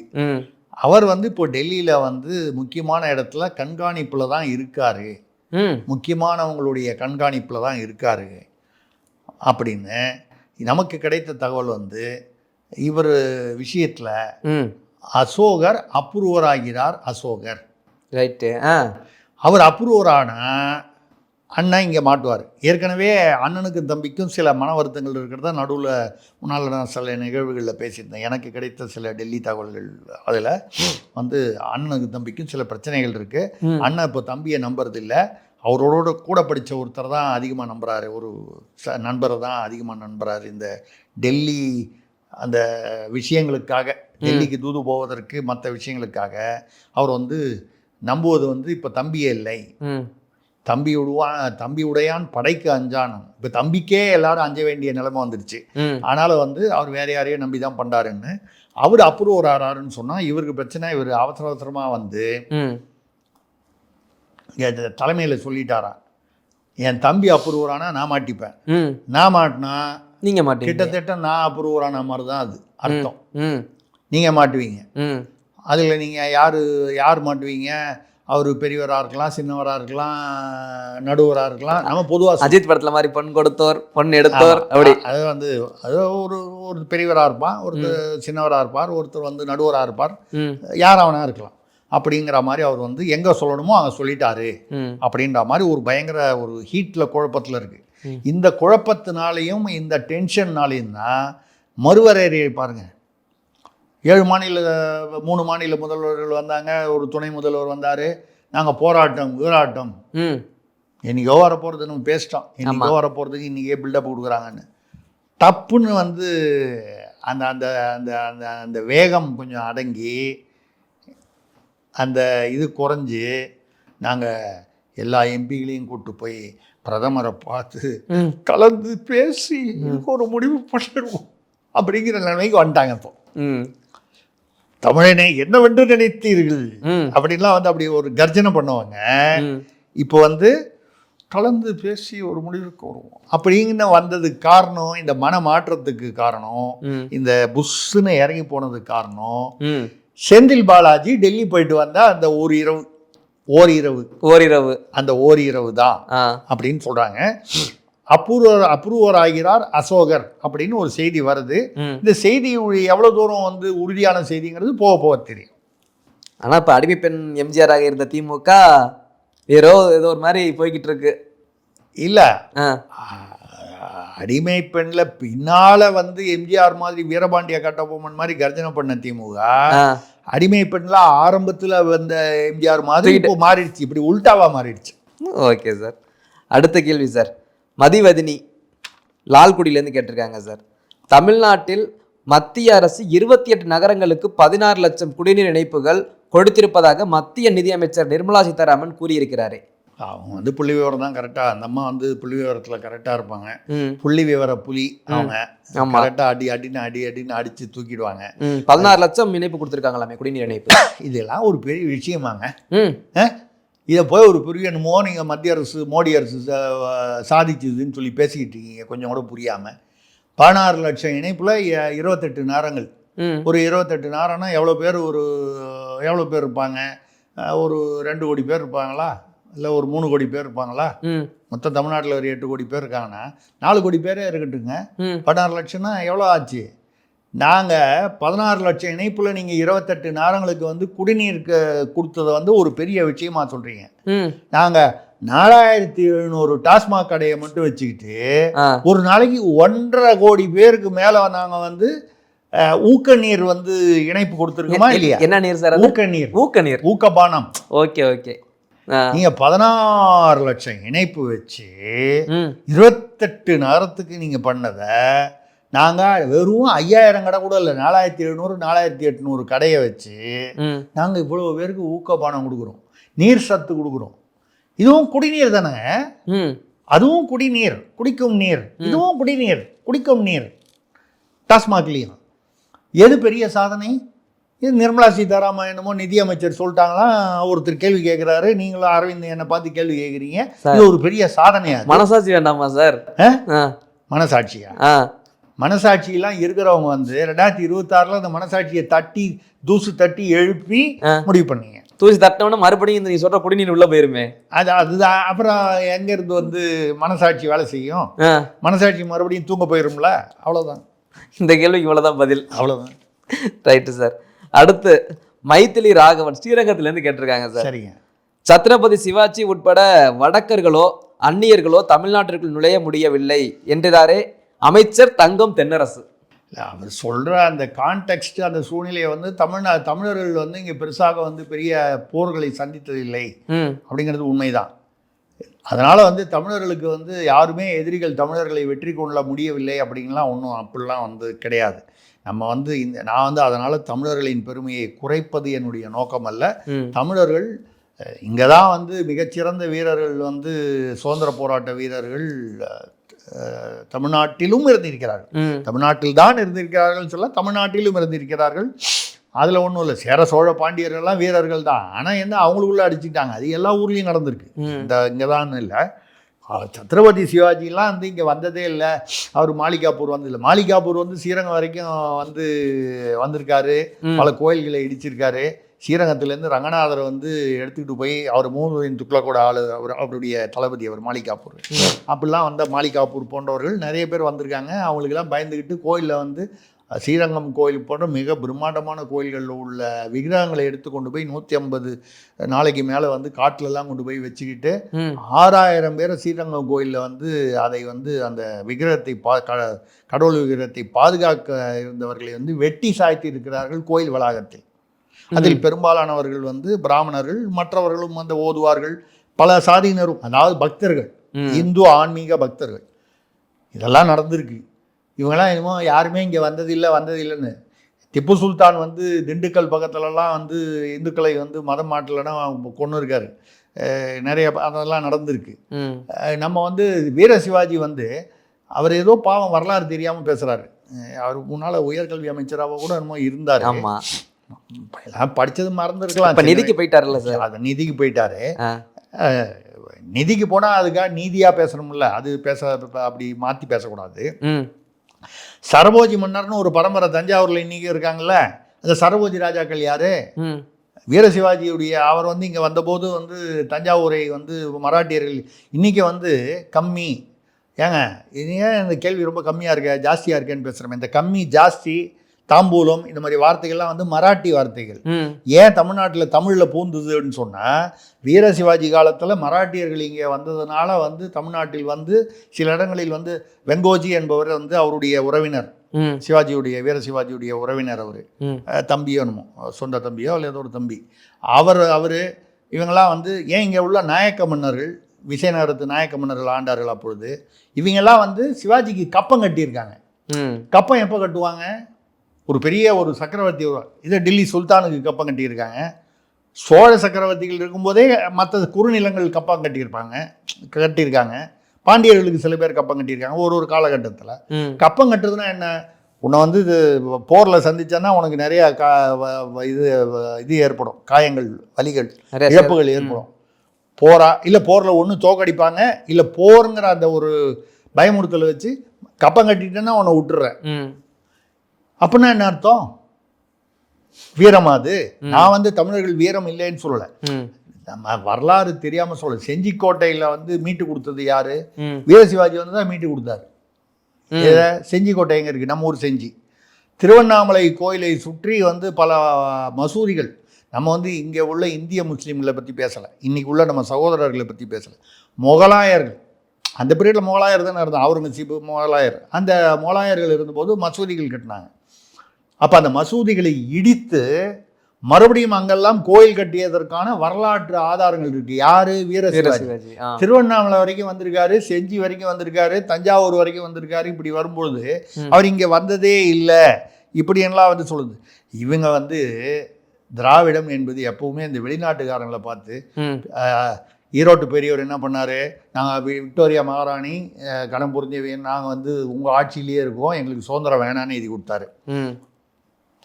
அதே மாதிரி ஆற்காடு நவாபோடு சேர்ந்து யார் வந்து, ஆற்காடு நவாபுங்கிறவர் இன்னைக்கு இருக்காரு ஒரு நவாபு, இவருடைய கொள்ளு தாத்தா எழு தாத்தா, இவங்கெல்லாம் யாரு? பிரிட்டிஷாரோடு சேர்ந்து தமிழர்களுக்கு எதிராக, அதாவது தமிழ்நாட்டில் இந்தியாவுக்கு எதிராக, இல்லை தமிழ்நாடுங்கிறது இந்தியாவை மதராஸ் மாகாணமாக இருந்தது தானே, எதிராக வந்து நடந்து கொண்டவர்கள் ஆற்காடு நவாபு. இவங்கெல்லாம் வந்து வெள்ளையர்களுக்கு ஆதரவாக நடந்து கொண்டவர்கள் ஒரு காலகட்டத்தில். அந்த மாதிரி இருக்கும்போது நமக்கு எப்பவுமே இந்த வெளிநாட்டு சரக்குன்னா நமக்கு மோகம் அதிகம். திராவிடத்துக்கு சிம்பிளா சொன்னா அப்படி சொல்லி, வெளிநாட்டு சரக்கு அப்படின்னு சொன்னால் மோகம் அதிகம். அந்த சரக்கு இத்தாலியிலேருந்து வந்தாலும் நம்ம அவங்களுக்கு கொத்தடிமையாக இருக்கும். இலங்கையில் ராஜபக்சேங்கிற பெயரில் வந்து உட்கார்ந்தாலும், ஒரு சிங்களவானாக இருந்தாலும் தமிழர்களுடைய நலனையே வந்து காட்டி கொடுத்து சிங்களவனுக்கு துணை போனோம், சிங்களவனுக்கு துணை போவோம், இத்தாலிக்காரம்மாவுக்கு துணை போவோம். ஆக வெளிநாட்டு மோகம் நமக்கு ரொம்ப ஜாஸ்தி. வெள்ளைக்காரனை வந்து நீயே ஆட்சி பண்ணுன்னு சொல்லுவோம். இதுதான் திராவிடம். ஸோ அது தங்கம் தென்னரசு திராவிட கொள்கை பிரகாரம் பேசியிருக்கிறோம். வெளிநாட்டு சரக்கு என்றால் இனிக்கும். ஆமாம், வெளிநாட்டு சரக்கு என்றால் நமக்கு கிக் அதிகமாக இருக்கும். Correct sir. அடுத்த கேள்வி சார், தமிழரசன் செங்கம்லேருந்து கேட்டிருக்காரு, அவுரங்கசீப் சமாதி சர்ச்சை இப்போது தேவையா? இப்போதான் அதை பற்றி பேசணும். இல்லை, அதாவது அவுரங்கசீப் என்பவர் வந்து ஒரு கொடுங்கோலர் என்பதில் எந்த விதமான ஒரு இதுவும் கிடையாது. வரலாறு அப்படி இது வந்து நான் வந்து இந்து முஸ்லீம் அப்படிங்கிறதெல்லாம் வந்து இல்லை. அதாவது மதமாற்றம் செய்ய ஒத்துக்கொள்ளாதவர்களை அவரே வந்து இவ்வளவு பேரை நான் வந்து, அவர் வந்து ஆலம்கீர், அவரோட சொந்த பேர் ஆலம்கீர் நாமா அப்படின்னு ஒரு புத்தகம் சுயசரிதை எழுதியிருக்காரு. அதில் சொல்றாரு, ஆயிரக்கணக்கான இந்துக்களை வந்து மதமாற்ற ஒத்துக்கொள்ளாததால் அவர்களை அலிகளாக்கி இருக்கிறேன். அலிகள்லாம் உங்களுக்கு தெரியும் எப்படி ஆக்குவாங்கன்னா, காய் அடிக்கிறதுன்னு சொல்லுவாங்க. இந்த காளை மாட்டுக்கெல்லாம் காய் அடிப்பாங்க. அந்த மாதிரி காய் அடித்து, அப்படின்னா உங்களுக்கு என்னன்னு புரியும், விவரம் வேண்டாம். அவரே எழுதியிருக்கார். மதமாற்றம் செய்ய மறுத்தவர்கள் ஆயிரக்கணக்கானவர்கள். அவரை நீங்க கொடுங்கோலன்னு சொல்லாம வேற என்ன சொல்றது? அவருடைய அப்பா ஷாஜகானை அவர் வந்து ஜெயிலில் போட்டாரு, சொந்த அப்பாவை. அண்ணன் தாரா சுக்கோனு, அந்த ஆள் கொஞ்சம் மத நல்லிணக்கமாக இந்துக்களோட கொஞ்சம் இந்த நாட்டில் இருக்கும்போது கொஞ்சம் நல்லா இருக்கணும்னு சொல்லி அவர் வந்து சமஸ்கிருதம் படிச்சுட்டு சில இதெல்லாம் வந்து பகவத்கீதையை வந்து அரபு மொழியில் இது பண்ணார், மொழிபெயர்த்தார். அவரை வந்து ஷாஜகான் வந்து மூத்த பையனை வந்து ராஜாவாகணும், அது வழக்கமான மரபு. இவர் வந்து நான் தான் அவன் அண்ணன் ஆகக்கூடாது. ஆனாலும் என்ன பண்ணார், அண்ணனை பிடிச்சி ஜெயிலில் போட்டார், அப்பாவை பிடிச்சி ஜெயிலில் போட்டார். ஒரு தம்பியை வந்து நீ போய் அங்கே எங்கேயோ இருந்தாரு, அந்த தம்பி வந்து இவருக்கு எதிராக சூழ்ச்சி செய்கிறான்னு அவனை வந்து சிறையில் பிடிச்சி அதுக்கப்புறம் போட்டு தள்ளிட்டாரு. ஒரு தம்பி கூடவே இவருக்கு தளபதியாக இருந்தான், முராதுன்னு ஒருத்தன், இவருக்கு சப்போர்ட்டாக இருந்தான். ஆனால் வந்து எவனோ வந்து சொல்லிட்டான், இந்த ஆள் போகிற போக பார்த்தா உங்களோட ஜாஸ்தியாக வந்து மேலே போயிடுவான் போல இருக்கு, நீங்கள் அவன் பேரில் ஒரு கண்ணு வைங்கன்னா. எதுக்கு வம்பு சொல்லி அவனையும் போட்டு தள்ளிட்டார். கூட பிறந்த அண்ணன், தம்பிகள், அப்பா, இவ்வளோ பேரை போட்டு தள்ளியிருக்காரு. இப்படிப்பட்ட ஒரு கொடுங்கோலர். ஆனால் என்னுடைய இதெல்லாம் தாண்டி இன்னைக்கு உள்ள சர்ச்சையை பார்க்கும்போது என்னுடைய கருத்து என்னன்னா, நான் பாஜகவுடைய கருத்துடன் நான் வந்து மகாராஷ்டிர முதல்வர் அவங்க கருத்துடன் நான் வந்து வேறுபடுகிறேன். ம் நான் என்ன சொல்கிறேன்னா, அந்த ஆள் கொடுங்கோலன், அவனுக்கு ஒரு சமாதி வச்சுட்டாங்க. ம் அவன் இத்தனைக்கும் இந்திய முஸ்லீம் இல்லை, எங்கிருந்தோ வந்தவன், அதாவது ஆப்கானிஸ்தான்லேருந்து வந்தவன். ம் அது பாட்டில் ஒரு சமாதி இருந்துட்டு போட்டோமே, ம் அதை ஏன் நான் நோண்டி எடுத்து வெளியே போடுவோன்னா அதுக்குள்ளே என்ன இருக்க போகுது? எலும்பு கொடுப்பு கூட வந்தான் செத்தான் போயிட்டான், வந்தான் முடிஞ்சு போச்சு. அவன் மாதிரி யாரும் வாழக்கூடாது அப்படின்னா போடு வச்சு அவனுக்கு போர்டு வச்சுட்டு போங்க. இல்ல அரசு வந்து அதை வந்து தொல்லியல் வந்து வருஷத்துக்கு 8 லட்சம் ரூபா செலவு பண்ணுது, அது நாங்கள் செலவு பண்ண இஷ்டம் இல்லைன்னா நிறுத்திடுங்க. அதை யாராவது ஒரு இஸ்லாமிய அமைப்பு அதுல யார் அதுல ஆர்வம் காட்டுறாங்களோ அவங்க மெயின்டைன் பண்ணட்டும். ஏங்க தமிழ்நாட்டில் ராஜராஜ சோழனுக்கு சமாதி வந்து எங்க யாரோ ஒரு பிரைவேட் ஆள் வந்து அவர் வந்து அந்த நிலத்தை வாங்கி அந்த இடத்துல ஒரு சிவலிங்கத்தை வச்சு ஒரு சமாதியை வச்சிருக்காரு. அப்படிதான் இருக்கு. அரசு இன்னி வரைக்கும் ராஜராஜ சோழன் ஒரு மிகப்பெரிய ஒரு ஒரு ஒரு ஆளுமை. நாங்கள் வந்து ராஜராஜ சமாதியே இங்கே அப்படிதான் வச்சிருக்கோம். நாங்கள் ராஜராஜ சோழன் தப்பு பண்ணிட்டாரு சார். அவருக்கே அவர் நிறைய இடத்துல ஆர்ச்சு நிறைய கட்டிடங்களுக்கு பேரை வச்சுட்டு போயிருக்கலாம், நூலகத்துல எல்லாம் வச்சுட்டு வச்சிருக்கலாம். விவரம் தெரியும். அதனால நான் வந்து எதுக்கு சொல்றேன்னா, இந்த அவுரங்கசீப் வந்து இன்னைக்கு வந்து அதை எடுத்துகிட்டு போய் அவருடைய சமாதியை வந்து அந்த இடத்துலேருந்து பேத்து எடுக்கணும்னா அது சில பேருடைய உணர்வுகள். அவுரங்கசீப் நல்லவர்னு நினைக்கிறோம் 10 பேர் இருப்பான், அது ஏன் நம்ம கேட்க முடியாது? அது அவனுடைய இஷ்டம். அதை போய் நம்ம வந்து அதை கிளறி விட்டு ஒரு இந்து முஸ்லீமாக வந்து அது ஒரு பெரிய நாங்கள் அரசு இனிமேல் மெயின்டைன் பண்ணுறதில்லை. 8 லட்ச ரூபா வருஷத்துக்கு செலவு பண்ண மாட்டோம், நிறுத்திங்க. யார் செலவு பண்ணி மெயின்டைன் பண்ணோன்னா பண்ணட்டும், ஆனால் டிஸ்டர்ப் பண்ணாதீங்க, அவ்வளோதான். நோண்டாதீங்க. நோண்டி வெளியில் போட்டு அவமானப்படுத்தி அவுரங்கசீப் சாலையை வந்து டெல்லியில் வந்து இப்போ அப்துல் கலாம் சாலைன்னு மாற்றினாங்க. யாரும் அப்ஜெக்ட் பண்ணலையே. ஏன்னா அப்துல் கலாம் இஸ்லாமியர் என்றாலும் இந்தியாவே வந்து மதிக்கக்கூடிய ஒரு மிகப்பெரிய ஒரு ஆளுமை, நாம் பெருமைப்படக்கூடிய ஒரு இஸ்லாமியர். கண்டிப்பா. அப்படி இருக்கும்போது நீ அதை ஒரு பெருசு பண்ண வேணான்னு.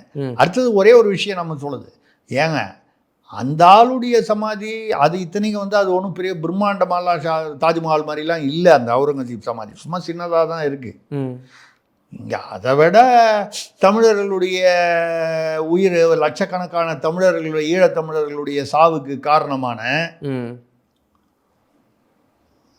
கொடுங்கோலர்கள், அரசியல்வாதிகள், ஆண்டவர்கள்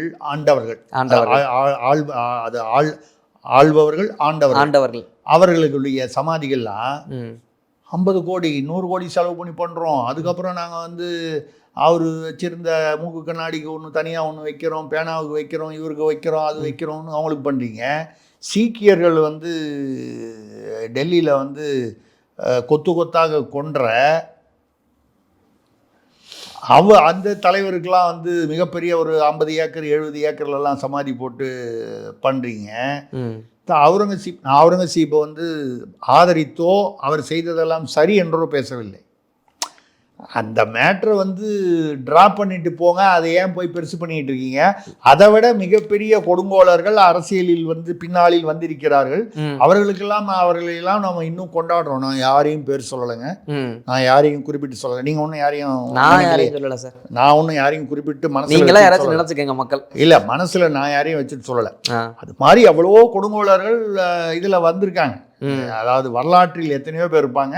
அவங்களுக்குலாம் நம்ம இப்போ இதை விட பெரிய செலவில் நம்ம சமாதி கட்டுறோம், இதை போய் அவுரங்கசீப் மேட்டர் போய் பெருசு பண்ணுறீங்க அப்படிங்கிறதோட நான் ஏன் பழச நோண்டுவானே. அவ்வளோதான். Right sir. கடைசி கேள்வியாக சாமிநாதன் வல்லத்திலிருந்து கேட்டிருக்காரு சார். ஒடிசாவில் 7 வயது பேரனை வெறும் 200 ரூபாய்க்கு விட்டிருக்கிறாரே அவரது பாட்டி. நல்ல வேலை, எப்படி ஒரு பாட்டி எனக்கு இல்லை சார். 200 ரூபா பேரனே வச்சுட்டு அதாவது அது பார்த்தீங்கன்னா வறுமையினால இருக்கும் அநேகமாக. அதுக்குன்னு என்ன சார் 200 ரூபாய்ங்க? அந்த 200 ரூபா கூட இல்லாத வறுமை இருக்கும். நமக்கு தெரியல. நம்ம இங்கேயே நம்ம நகரப்புறத்தில் இருக்கோம், கிராமத்தில் ஒரு மாநிலத்தில் ஒரு ஊரில் எப்படிலாம் இருக்குன்னு தெரியல. அந்த 200 ரூபா கூட இல்லாமல் கூட இருப்பாங்க. ஒருவேளை சாப்பாட்டு கூட கஷ்டப்படுறவங்க இருப்பாங்க. இப்போ அந்த பையனை வளர்க்குறதுக்கு நம்மளால் முடியல, 200 ரூபா கொடுத்தா நமக்கும் ஆச்சு, அந்த பையனுக்கு ஒரு நல்ல எதிர்காலம் இருக்கும், வாங்கிட்டு போகிறவன் வந்து அவனை நல்லபடியாக வளர்ப்பான்ற, அவன் வளர்ப்பானா இல்லையா, வேறு மாதிரி தப்பான வழியில் பயன்படுத்துவானா அந்த பாட்டிக்கு தெரியாமல் இருந்திருக்கலாம். நான் அதை வந்து நியாயப்படுத்தவில்லை. அப்படி நினைத்து வறுமையின் காரணமாக இது நடந்திருக்கலாம். 200 ரூபாய்க்கு பேரனின் எதிர்காலத்திற்காக அவர்கள் விற்றிருப்பார்கள் வறுமையின் காரணமாக அப்படின்னு நான் யூகம் பண்ணுறேன். 200 ரூபா வாங்கிட்டு 500 ரூபா வாங்கிட்டு 5 வருஷம் நம்மளுடைய வாழ்க்கையை விற்கிறோமே தமிழ்நாட்டில். நல்ல நல்ல நல்ல பதில் சார். இல்லையா? ம் 200 500 வாங்கிட்டு ம் அடுத்த 5 வருடம் தன்னுடைய வாழ்க்கையும் தன்னுடைய குடும்ப வாழ்க்கையும் ம் யாருக்கிட்டேயோ அரசியல்வாதிகள்கிட்ட அடமானம் வைக்கிறோமே, நம்மளை விட அந்த பாட்டி பரவாயில்லை. அந்த பாட்டி பேரன் எதிர்காலத்தை கருதியாச்சும் அப்படி அந்த கொடுத்திருப்பாங்க. அந்த பேரனுடைய அவனுக்கு நல்லது நடக்கும் என்ற நம்பிக்கையில அந்த பாட்டி பண்ணது. நம்ம அவங்க அப்படியே தவறு செய்திருந்தா கூட அந்த பாட்டி தெரியாம தவறு செஞ்சிருக்கு. ம் தெரிஞ்சு 200க்கும் 500க்கும் தவறு செய்யற தமிழ்நாட்டு மக்களை விட அந்த பாட்டி எவ்வளவோ மேல். ஆனா அந்த 200 ஒரு ஒத்துமை இருக்கு சார் தமிழ்நாட்டுல, உங்களுக்கு புரியும்னு நினைக்கிறேன். அதான் 200 அது சரி. நீங்க அது உடன் பிறந்தவருக்கும் புரியும், அது எல்லாருக்கும் புரியும். எல்லாரும் நம்மளோட உடன் பிறந்தவர்கள் தானே, எல்லா ஊப்பிகளுக்கும் புரியும் அது. ஓகே சார், நேர்களுடைய கேள்விகள் முடிஞ்சிருச்சு. இது நான் உங்களுக்கு சொல்லணும்னு நினச்சேன். ஆ இந்த வாரத்துலேருந்து ஆ காதோடு, அதாவது காதோடுன்னா நான் தமிழக அரசியல் பத்திரிகை நடத்தின போது நானே தான் கார்கோடன் தலையங்க எழுதினேன், சீனியர் கேள்வி பதில் எழுதினேன், நிஜசிம்மன் சீரியல்கள் எழுதியிருந்தேன். காதோடு அதாவது கிசுகிசுக்கள்னு அரசியல் இந்த சினிமா, அந்த நடிகை கிடிகை அதெல்லாம் நம்ம அதுக்குள்ளே நமக்கு நம்மை பொறுத்தவரை அது மக்களுக்கு தெரிய வேண்டிய அவசியம் இல்லை, தெரிஞ்ச ஒன்றும் பல பிரயோஜனம் இல்லை. ஆமாம், இந்த அரசியல்வாதி இந்த சினிமா நடிகையுடன் பழகுகிறார், இல்லை அங்கே போனார் இங்கே போனார், அதெல்லாம் நமக்கு தேவையில்லை.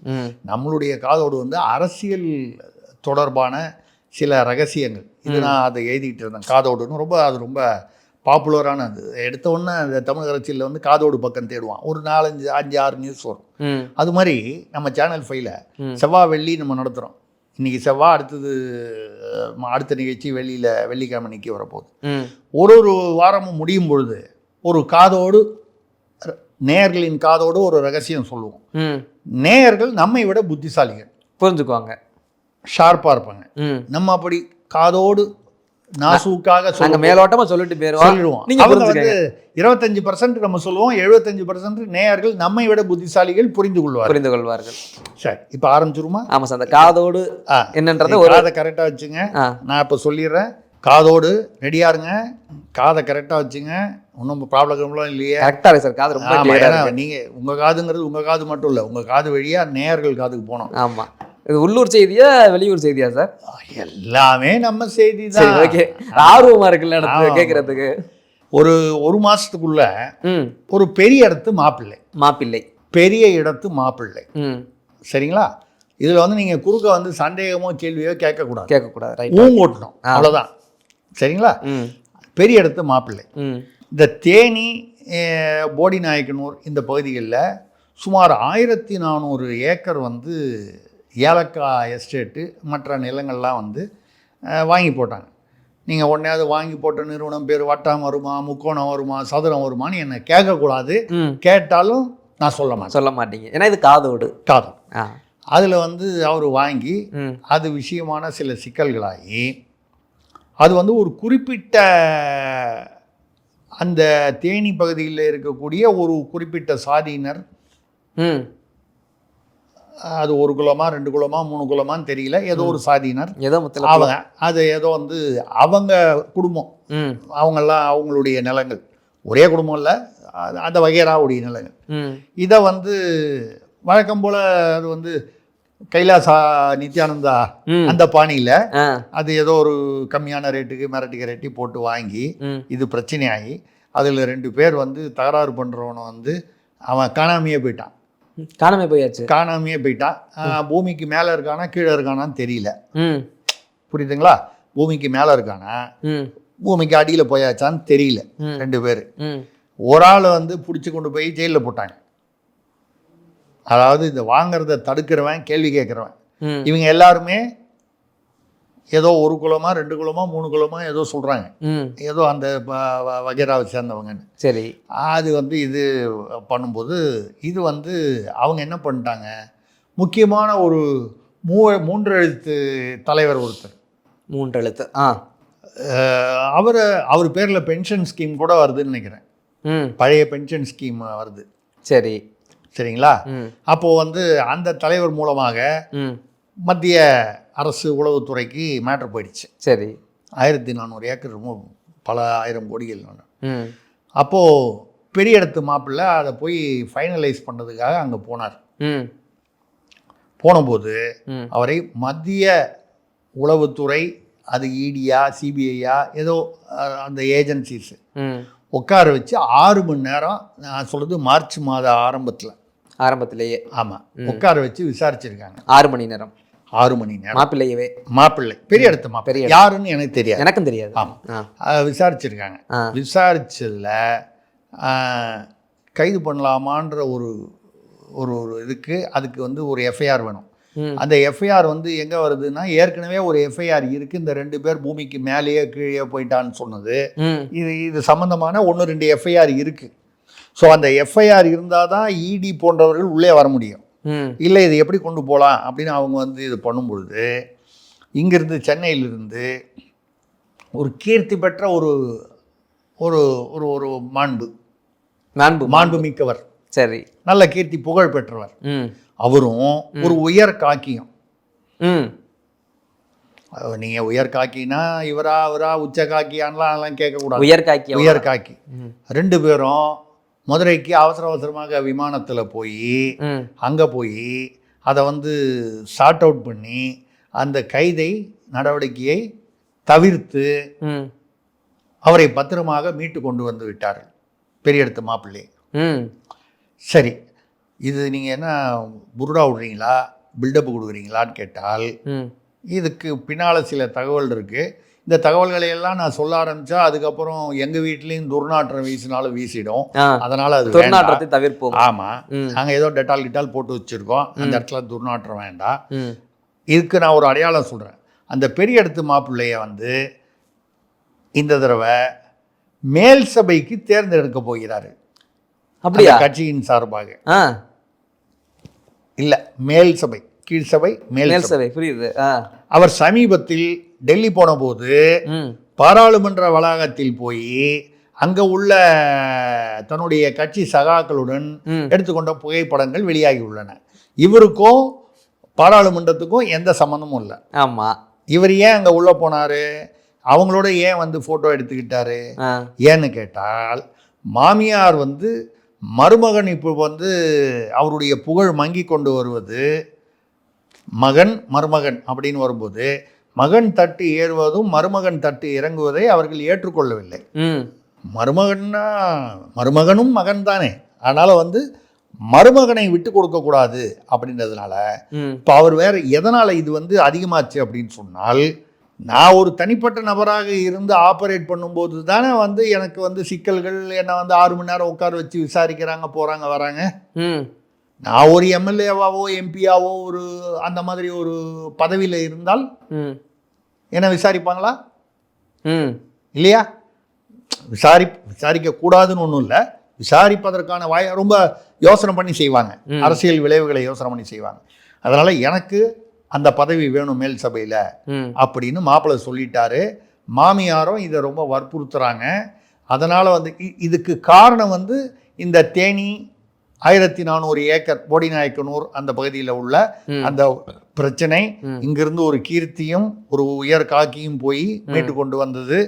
இந்த நிலைமை என்னை வந்து இவங்க வந்து மீட்டுக்கிட்டு வரணுமா? அவங்க வந்து என்னை மீட்டுக்கிற அளவுக்கு நான் வந்து சாதாரணமான ஆளாயிட்டேனா? இந்த மாண்பும் உயர் காக்கியும் வந்து மீட்கிற அளவுக்கு இல்லை. நம்ம பார்த்து மாண்பாக்குனவர், நம்ம பார்த்து காக்கி சட்டை போட்டு பார்த்து காக்கியில் ஸ்டார் கொடுத்தவர், அவர் வந்து என்னை மீட்கிற அளவுக்கு என்னுடைய நிலைமை தாழ்ந்து விட்டதா? இதுக்கெல்லாம் காரணம் என்ன?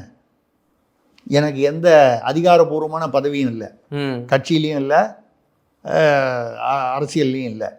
நான் எவ்வளோ நாள் வந்து பின்னாலேயே இருக்கிறது, ரிமோட் கண்ட்ரோலாகவே அப்படின்னு நான் வெளிச்சத்துக்கு வருவேன் அப்படின்னு சொன்னதாகவும், அதனால தான் இப்பொழுது வந்து மாப்பிள்ளை வந்து பாராளுமன்றத்துக்குள்ளே என்டர் பண்ணார். எத்தனையோ பேர் பாராளுமன்றத்தில் என்டர் பண்ணுறாங்க. இப்போ யாரெல்லாம் என்டர் பண்ணாங்க நீங்கள் ஃபோட்டோலாம் எடுத்து வச்சுக்கிட்டு என்கிட்ட கேள்வி கேட்கக்கூடாது. இது வந்து எனக்கு தெரிஞ்ச தமிழ்நாட்டு மக்கள் ரொம்ப விவரமானவர்கள், இந்நேரம் ஃபோட்டோ எடுத்துருப்பாங்க. ஆமாம், அது வந்து இதுதான் வந்து அந்த தேனிக்கும் மேல் சபைக்கும் ஒரு தொடர்பு இருக்கிறது. இந்த தேனியில் நடந்ததுக்கும் இதுக்கும். ஆனால் தேனியில் நடந்தது வந்து முடிஞ்சு போச்சுன்னு இவங்க நினைக்கிறாங்க. அப்படின்னா என்ன அர்த்தம்? இந்த தேனி விவகாரம் இன்னும் முடியவில்லைன்னு அர்த்தம்.